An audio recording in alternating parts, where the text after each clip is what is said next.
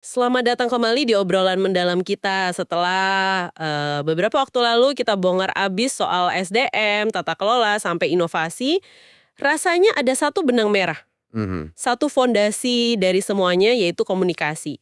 Nah, untuk kali ini sumber yang Anda berikan ini unik banget. Kita akan coba lihat Al-Quran, tapi bukan dari sisi teologis murni ya. Bukan, kita lihat sebagai sebuah masterclass tersembunyi dalam seni komunikasi. Nah, itu dia. Dan ini pendekatan yang menarik banget.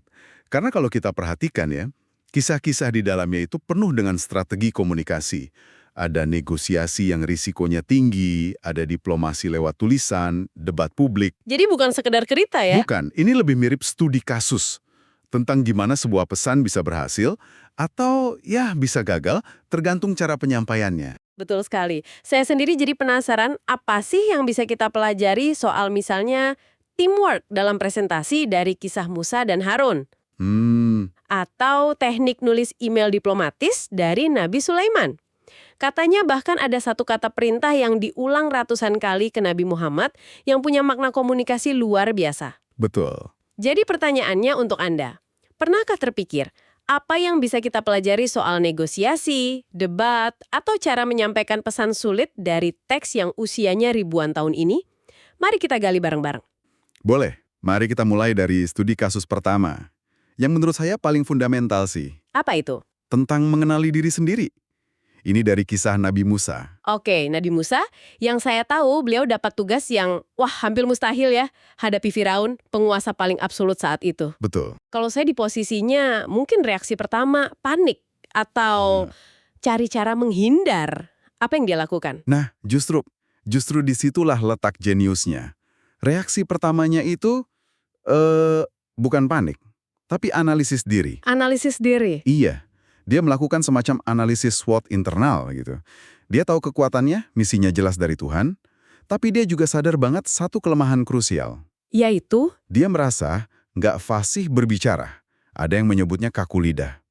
oke. Masalah public speaking itu relevan banget. Banyak orang kan hebat secara teknis, tapi begitu disuruh presentasi, langsung gemeteran.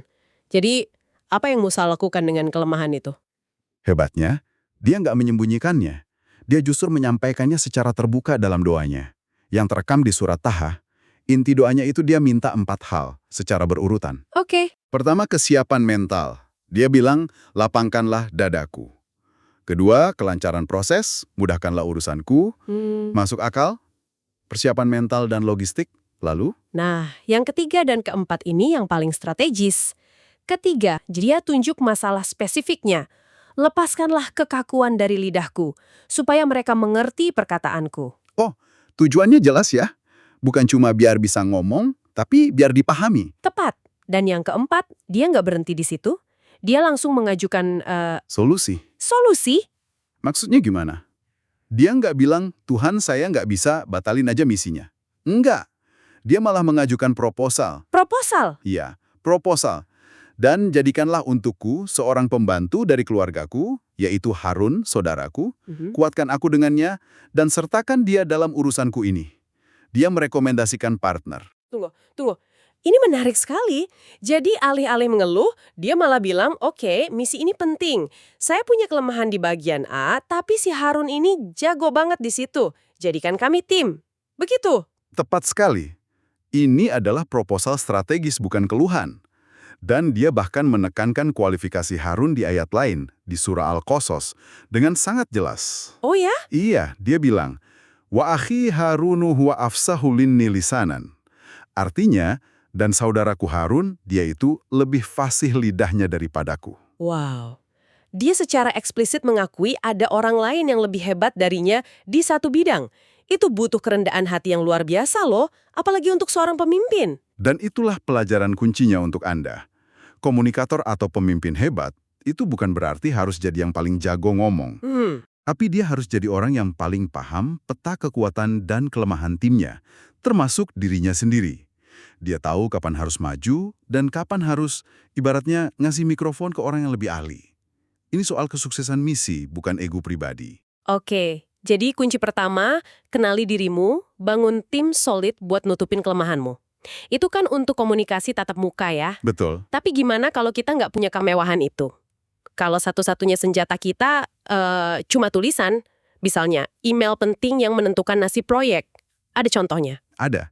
Dan ini mungkin salah satu contoh, email paling efektif dalam sejarah loh. Surat dari Nabi Sulaiman ke Ratu Balkis. Oh, yang ini? Iya, konteksnya harus kita pahami dulu. Ini komunikasi antara dua pemimpin dari kerajaan yang sangat besar dan kuat. Setiap kata punya bobot politis, bisa memicu perang. Dari pesannya harus hati-hati banget tapi juga harus tegas. Sulit itu menyeimbangkannya. Apa isi suratnya yang bikin efektif? Nah, menariknya, kita lihat surat ini dari kacamata si penerima, Ratu Balkis. Saat terima surat itu, dia langsung kumpulkan para pembesarnya. Terus dia bilang, "Telah disampaikan kepadaku sebuah surat yang mulia." Surat yang mulia, padahal dari lawan ya. Betul, dari lawannya. Itu menunjukkan nadanya sangat berwibawa. Apa yang bikin berwibawa padahal isinya kan semacam ultimatum kan? Karena strukturnya. Strukturnya itu loh luar biasa efisien sekaligus kuat. Coba ya kita bedah. Surat itu intinya cuma 3 bagian. Oke. Pertama, pengirimnya jelas. Innahu min Sulaiman. Ini dari Sulaiman. Langsung, tanpa basa-basi dengan hormat yang panjang. Ini menunjukkan otoritas. To the point. Lalu? Kedua, pembukaan yang berprinsip. Wa innahu bismillahirrahmanirrahim. Ini bukan formalitas. Ini pernyataan kerangka nilai. Sulaiman seolah bilang, tindakan saya ini dasarnya keyakinan pada Tuhan yang pengasih, bukan arogansi kekuasaan. Jadi menetapkan landasan moral yang kuat ya.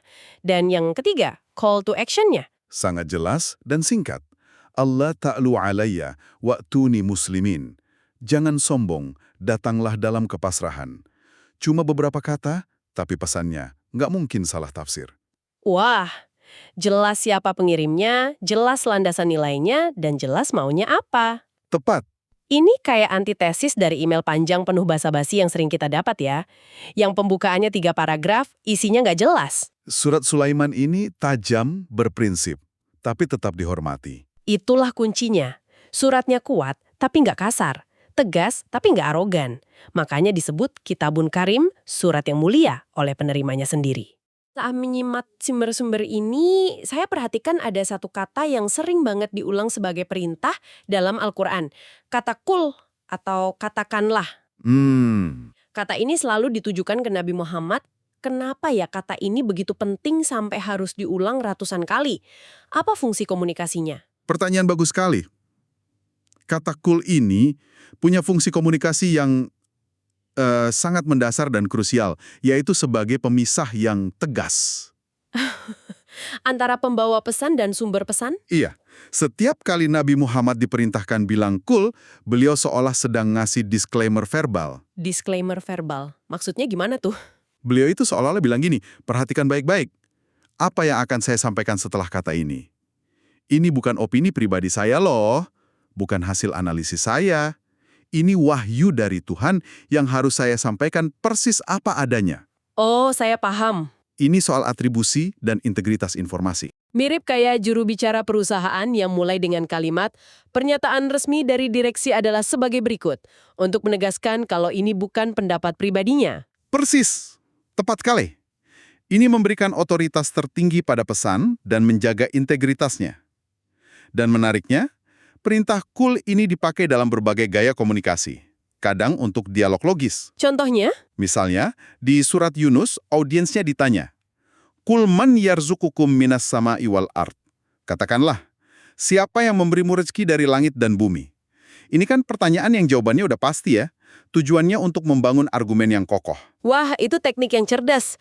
Jadi alih-alih mendikte, dia justru lempar pertanyaan untuk menuntun audiensnya berpikir sendiri. Betul.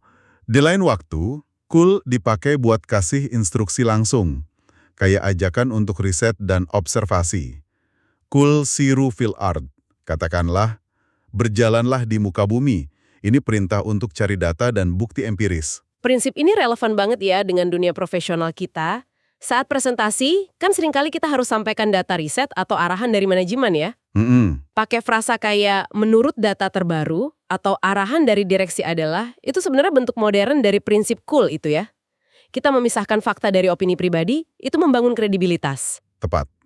Anda sedang menjaga integritas informasi, memberikan atribusi yang benar. Jadi kita sudah lihat pentingnya tim, struktur pesan tertulis, dan peran kita sebagai penyampai pesan. Tapi kayaknya ada satu lapisan lagi deh. Apa itu? Ini inti dari kecerdasan komunikasi. Sumber-sumber yang Anda bagikan ini nunjukin betapa Al-Quran menekankan adaptasi gaya. Nggak ada satu gaya yang cocok buat semua situasi. Harus tahu kapan lembut, kapan tegas. Dan bahkan kapan harus diam. Oke, kita mulai dari yang lembut. Ada contohnya? Contoh terbaik itu saat Musa dan Harun diutus ke Firaun lagi. Kita balik ke kisah mereka. Oke. Firaun ini kan audiens paling sulit, arogan, berkuasa, sangat memusuhi. Logikanya, mungkin kita mikir mereka harus datang dengan sikap keras dan menantang kan? Iya, buat ngimbangin arogansi Firaun. Tapi perintahnya bukan begitu. Justru sebaliknya. Perintah spesifik yang mereka terima di surah Taha itu mengejutkan banget. Fakula lahu kaulan layyinan. Maka berbicaralah kamu berdua kepadanya dengan kata-kata yang lemah lembut. Lemah lembut? Ke Firaun? Ke Firaun. Kepada musuh yang paling keras sekalipun, pendekatan pertama yang dianjurkan itu kelembutan. Kenapa begitu? Apa alasannya? Karena tujuan utama komunikasi itu kan agar pesan diterima dan dipikirkan, bukan buat menang adu teriak. Nada yang keras seringnya cuma akan bangun tembok pertahanan emosional. Oh, iya juga ya. Audiensnya langsung tertutup, bahkan sebelum pesannya sampai. Kelembutan itu membuka pintu, kekerasan justru membantingnya tertutup. Tapi kan ada kalanya kita harus tegas, terutama dalam debat. Kalau lembut malah dianggap lemah. Tentu. Dan kita bisa belajar lagi dari dialog Musa dengan Fir'aun di surah Asy-Syu'ara. Di tengah perdebatan, Fir'aun mulai kehabisan argumen. Apa yang dia lakukan? Gimana? Dia nyerang pribadi Musa, bukan argumennya. Dia coba mendiskreditkan Musa dengan menyebutnya Majnun atau orang gila. Wah, itu taktik debat klasik ya. Ad hominem. Nyerang orangnya, bukan idenya. Reaksi Musa gimana? Musa sama sekali nggak terpancing. Dia nggak balas kamu yang gila, enggak. Dia tetap tenang, fokus. Tiap kali Firaun nyerang pribadinya, dia dengan sabar balikin percakapan ke inti pesannya. Wow! Ini pelajaran luar biasa soal kontrol emosi. Saat lawan debat mulai nyerah pribadi, itu tandanya Anda sudah menang argumen. Kuncinya, jangan ikut turun ke level mereka. Jadi, lembut saat persuasi, tegas dan fokus saat debat. Ada gaya komunikasi lain yang menonjol? Ada satu lagi, sangat kuat, komunikasi nonverbal. Atau bahkan kekuatan diam. Dia balik ke kaumnya bawa bayi tanpa suami. Langsung dihujani tuduhan paling keji. Situasi yang sulit banget mau membela diri pakai kata-kata pun mungkin nggak akan ada yang percaya. Tepat. Di situasi di mana kata-kata udah nggak berguna, Maryam diperintahkan untuk nggak bicara. Sebaliknya, dia cuma melakukan satu gerakan sederhana. Fa'asyarat ilaih. Maka dia menunjuk kepada anaknya. Dia cuma menunjuk ke bayi Isa. Iya. Satu gerakan itu jauh lebih kuat daripada ribuan kata pembelaan. Dia mindahin fokus dari tuduhan ke dirinya ke bukti nyata di hadapannya. Dia biarkan keajaiban bicara untuk dirinya sendiri. Prinsip show, don't tell. Nah, itu dia. Terkadang komunikasi paling persuasif itu dengan nunjukin bukti, bukan cuma nyeritain. Luar biasa. Jadi dari penelusuran kita ini, rasanya ada beberapa pelajaran praktis yang bisa langsung Anda terapkan. Pertama, kayak Musa dan Harun, kenali kekuatan dan kelemahan komunikasimu. Jangan takut bangun tim. Kedua, seperti surat Sulaiman, struktur pesan Anda terutama yang tertulis. Pastikan pengirimnya jelas, punya landasan nilai, dan call to action-nya nggak ambigu. Ketiga, pahami peran Anda seperti yang diajarkan prinsip cool. Anda sumber pesan atau cuma penyampai. Atribusi yang jelas itu bangun integritas. Dan keempat, yang paling penting ya, adaptasi gaya Anda. Gunakan kelembutan untuk membuka hati, keteguhan dalam debat, dan bahkan aksi nonverbal ketika bukti lebih kuat dari kata-kata. Semua sumber yang Anda bagikan ini pada akhirnya nunjukin satu hal. Komunikasi itu bukan sekedar soal kefasihan, tapi soal kebijaksanaan. Betul, diutus bilisani qaumihi, dengan bahasa kaumnya, agar bisa memberi penjelasan. Di dunia kita yang sekarang penuh kebisingan informasi ini, apa sebenarnya bahasa kaum Anda saat ini? Ini bukan cuma soal kata-kata loh, ini tentang medium yang Anda pakai, nada yang Anda pilih, empati yang Anda tunjukkan.